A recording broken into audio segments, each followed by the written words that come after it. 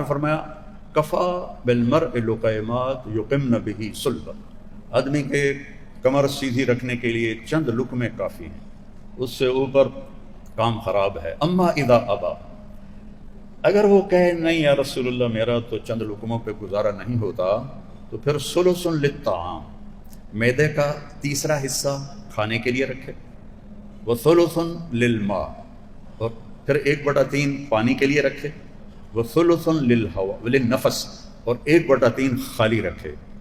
بیمار نہیں، تقدیر آوے تو بکری کر لے، یہ بیمار نہیں ہوتا۔ حکیم سعید صاحب رحمۃ اللہ علیہ فرمایا کرتے تھے جتنے لوگ پہلے بیمار ہوئے، جتنے آج ہو رہے ہیں، جتنے آئندہ ہوں گے، سب یہ کھانے کی وجہ سے رکدے ہی نہیں، کھدی جندن کھدی جندن کھدی۔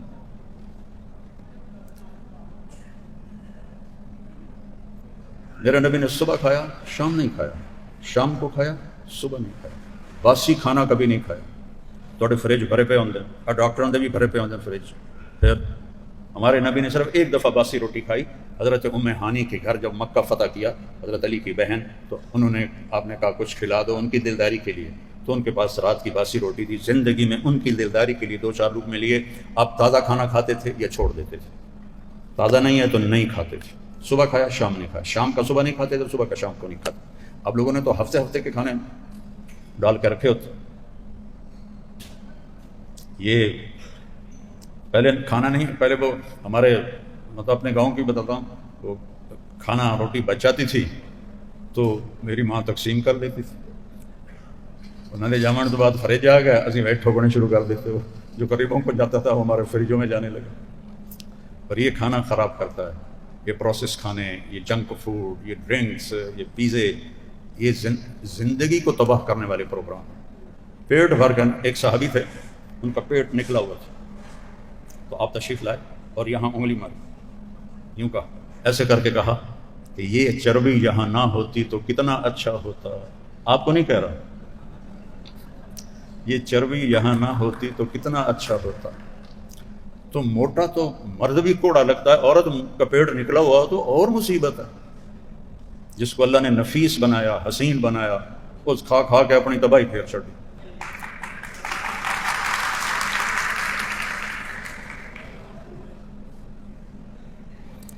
تو اپنے نبی کی زندگی پڑھو میرے بھائیو، پڑھو۔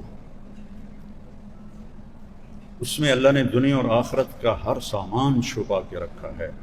آپ معراج سے اترے تو ہر آسمان کے فرشتوں نے کہا یا رسول اللہ احتجم احتجم احتجم۔ آپ نے آخری حجامہ حج کے احرام باندھے ہوئے یہاں پر لگوایا تھا، یہاں ایک، یہاں اور ایک یہاں پر لگوایا تھا۔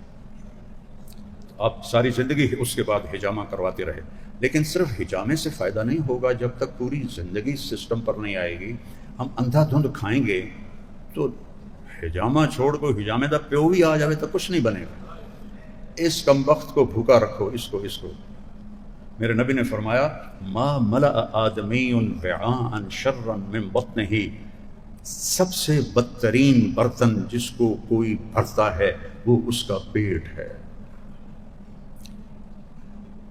حضرت عمر رضی اللہ عنہ کے گھر میں ان کے لیے پکی ہوئی روٹی کو کوئی چبا نہیں سکتا تھا، ایسی خرم۔ اب وہ تو ہم نہیں کر سکتے، لیکن میں صرف آپ کو نمونہ پیش کر رہا ہوں۔ کوفے میں 2 شخص آئے، ایک شخص آیا، کہا جی امیر المومنین سے ملنا ہے، تو حضرت علی سے ہی کہہ رہا تھا، وہ امیر المومنین تھے، کہا وہ آتے ہی ہیں۔ تھوڑی دیر کے بعد حسنین آ گئے، تو آپ نے اشارہ کیا تو وہ گئے ان کے لیے کھانا لائے، بہترین کھانا۔ اور وہ شخص جو تھا وہ ایک کونے میں بیٹھ کے ستو کھا رہا تھا، پھیکے ستو۔ تو وہ مہمان کہنے لگا یہ غریب بیچارہ ستو کھا رہا ہے، میرے آگے ایسا کھانا ہے، اس کو بھی بلا لو وہ بھی کھا لے۔ کہ یہی امیر المومنین ہیں جن سے تم ملنے کے لیے آئے ہو۔ ان کے ستو ان کی شہادت تک مدینے سے آتے تھے اور وہ کھاتے تھے، اور طاقت اتنے تھے کہ خیبر کا دروازہ پھاڑ دیا۔ اور میں نے استنبول میں آپ کی تلوار دیکھی، وہ تلوار ویک کے ڈر لگتا ہے، اتنی وزنی اور بھاری تلوار۔ تو اگر آپ اپنی صحت چاہتے ہیں تو حجامے کے ساتھ اس کو بھی اصول بنائیں، ایک وقت میں کئی کھانے اکٹھے مت کریں، کھانے کے ساتھ میٹھے کو مت ملائیں، کھانے کے ساتھ میٹھے کو مت ملائیں، پیٹ بھر کے مت کھائیں۔ پہلے چاول کھاندے ہیں پھر روٹی میں شروع ہو جاندے ہیں، پہلے روٹی کھاندے ہیں پھر چاول میں شروع ہو جاندے ہیں، تو اتو حلوہ پوڑی بھی آ جاندہ، راتی حلوہ پوڑی، ایڈی جہالت۔ سب کچھ کھا کے حلوے پوڑی کھا رہے ہوں گے، پھر 7 اپ پیندن تو کاربن ڈائی آکسائڈ باہر نکل جانے ہیں، شکر ہے ہاضمہ ہو گیا، وہ ہاضمہ نہیں ہوا تیرا ستیہ ناش ہو گیا۔ تو اپنے نبی والی سیرت کو اپنائیں۔ ان ڈاکٹروں کو پڑھنی چاہیے، آپ سب کو پڑھنا چاہیے طب نبوی، جس میں آپ کا کھانے کا کیا معمول تھا۔ میں نے ایک دفعہ پروفیسر ڈاکٹر عبدالواحد صاحب تھے رحمۃ اللہ علیہ، تو پرنسپل بھی بنے نشتر کالج کے، تو ان کو میں نے وہ علامہ ذہبی کی ہے طب نبوی، اس میں تھا کہ کس کو کس کے ساتھ نہیں کھاتے تھے، وہ میں نے سنایا، کہنے کہ جو شخص اس پہ عمل کرے گا بس مر جائے گا، بیمار نہیں ہوگا۔ تو ہجامہ بھی ہو اور ہجامہ کے ساتھ میرے نبی کی بتائی ہوئی ترتیب زندگی بھی کھانا بھی ہو۔ میں دبئی میں تھا تو ایک یہ جو غذا کے ماہر ہوتے ہیں نا، کیا کہتے ہیں ان کو، نیوٹریشنر، انڈیا کا تھا، میرا دوست تھا۔ تو میں گیا تو مجھے ہارٹ اٹیک ہو چکا تھا، تو وہ نا مجھے کچھ چیزیں لکھی، پھر اس کے بعد کہنے لگے آپ نے پانی نہیں پینا کھانے کے دوران۔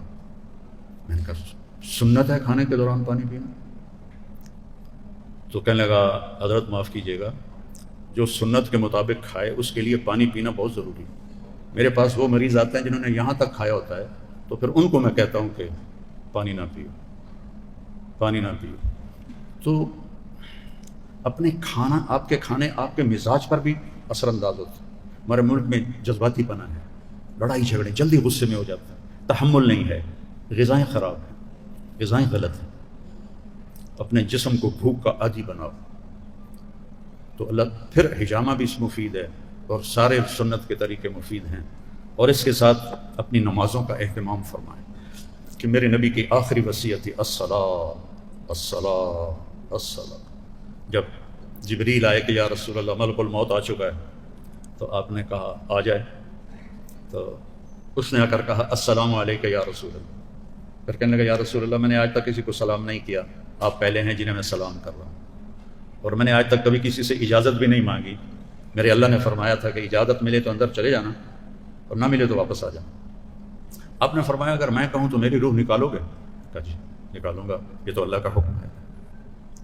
تو آپ نے فرمایا جبریل سے اللہ سے پوچھ کے آؤ میرے بعد میری امت کے ساتھ کیا کرے گا۔ شکر کرو یہ سوال پوچھ لیا، نہیں تو ہم جانور ہی بن جاتے۔